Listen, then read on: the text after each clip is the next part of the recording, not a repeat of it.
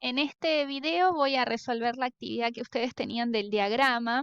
De hecho, en el video anterior yo les guiaba bastante para ir completándolo y comprendiéndolo, pero en un momento yo dije, hay que buscar información sobre esto haciendo referencia a los estados de agregación de la materia que teníamos en cuestión, que era desconocida. Muchos alumnos dicen que este diagrama no se puede resolver porque no se conoce la sustancia. Eso es falso, ¿sí? O sea, no importa la sustancia que se tenga, esto es una experiencia, no la conocemos, pero hemos sacado estos datos de temperatura, ¿sí? Temperatura en el eje Y en función del tiempo. Quiero aclarar algunas cosas, algunas cuestiones que son matemáticas, ¿sí? Siempre en un diagrama nosotros tenemos el eje Y, que va a ser en este caso, como no estamos en matemáticas, sino que estamos en química, no hablamos de eje Y, sino que hablamos del eje de temperatura y entre paréntesis necesitamos aclarar las unidades de medida. Ya vamos a ver las diferentes unidades que tenemos de temperatura. En este caso es la escala de Celsius, ¿sí? Hacemos referencia a grados centígrados. Y después el tiempo, acá en este caso, está escrito en minutos. Yo no puse la M sola en minutos, porque si no se confunde con metros, ¿sí? O sea, minutos es min. Tampoco pongan MTS, ¿sí? Si buscan en internet, la abreviación de minutos es min, ¿ok?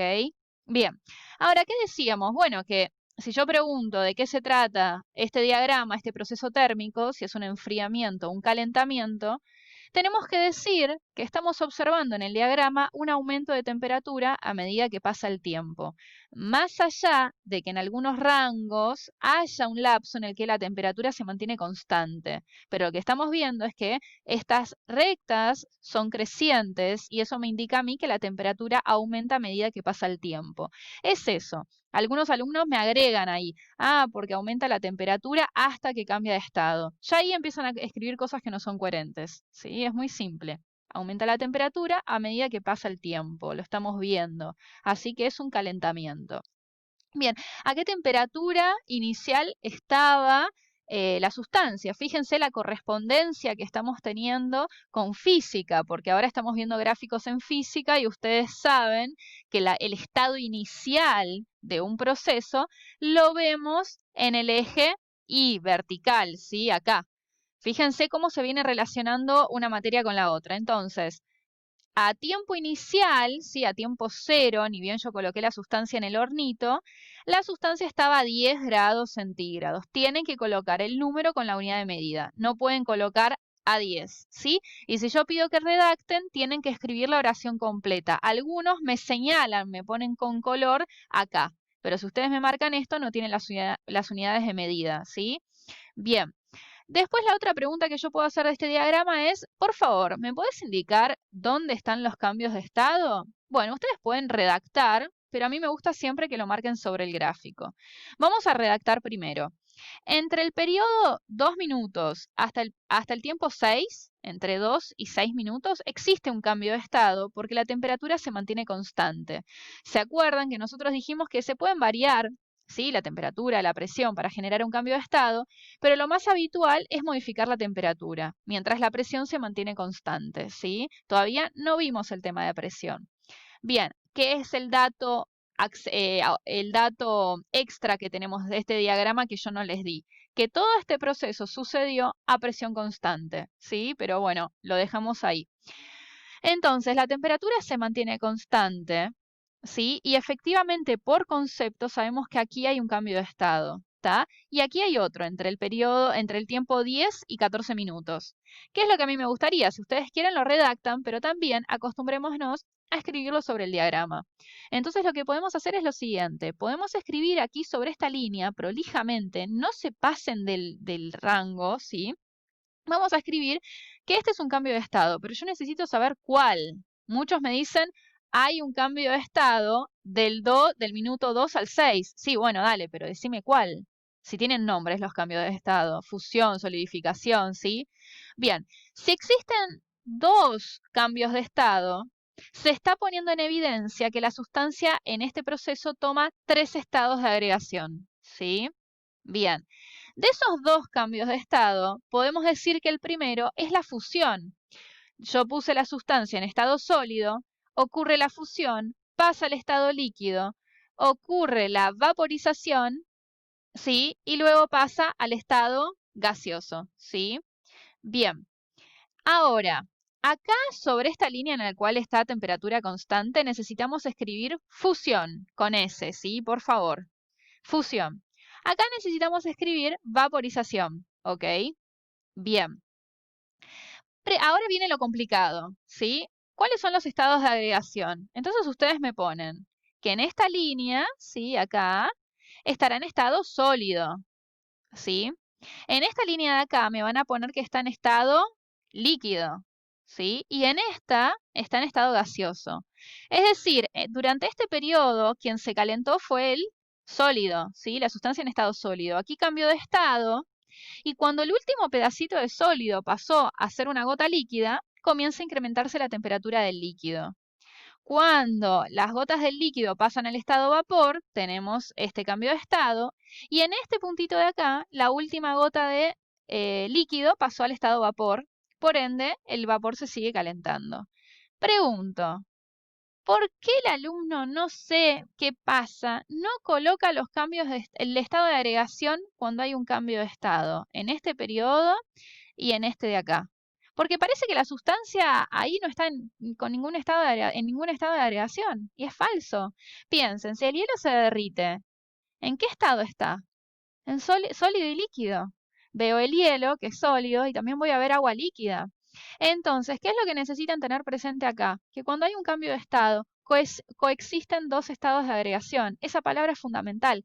Coexisten. Coexisten, todos juntos, si no lo buscan.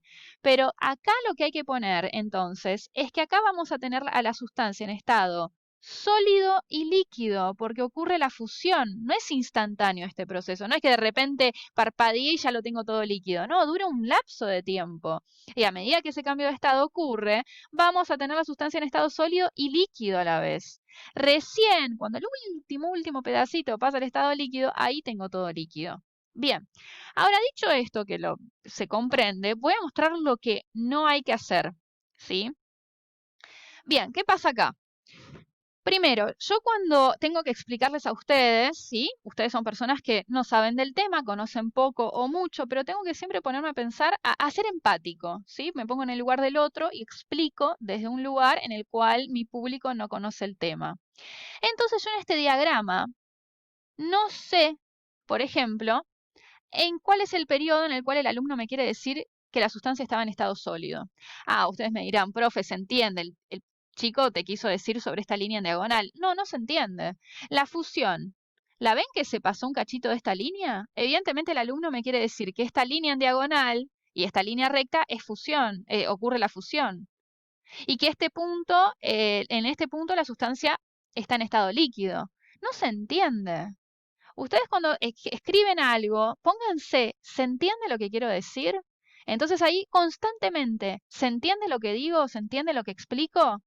Háganse esa reflexión a ustedes mismos, esa autocrítica, porque les permite a ustedes mejorar sus respuestas.